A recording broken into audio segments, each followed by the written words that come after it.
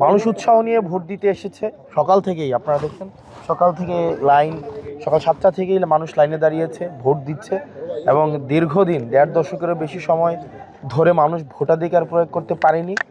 একটা আগ্রহ ছিল এবং বিশেষ করে জেনারেশন জেড তারা কখনোই ভোট দিতে পারেনি এবং 2000 এবং এটা প্রায় আমাদের মানে আমার আসনের অন্তত হচ্ছে 1 লক্ষ ভোটারের নতুন ভোট, 1,30,000 ভোটারের প্রথম ভোট হচ্ছে আপনার এই ভোটটা। তো সেই জায়গায় একটা আগ্রহ রয়েছে, উৎসাহ রয়েছে।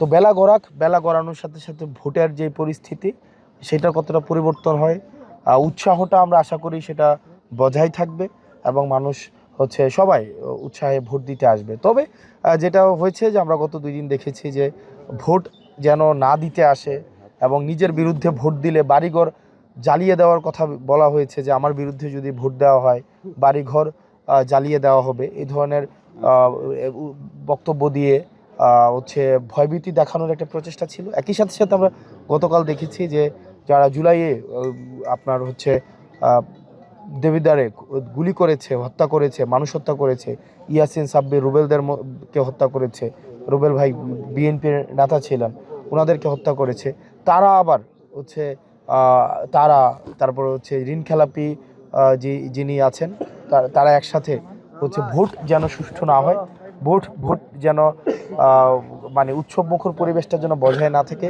সেটার তারা চেষ্টা করছে। গতকাল সেটা আমরা বলেছি। এই তো আশা করি বেলা গড়ানোর সাথে সাথে যত বেলা গড়াবে আমরা ততই বিজয়ের দ্বার প্রান্তের দিকে আমরা যেতে থাকবো।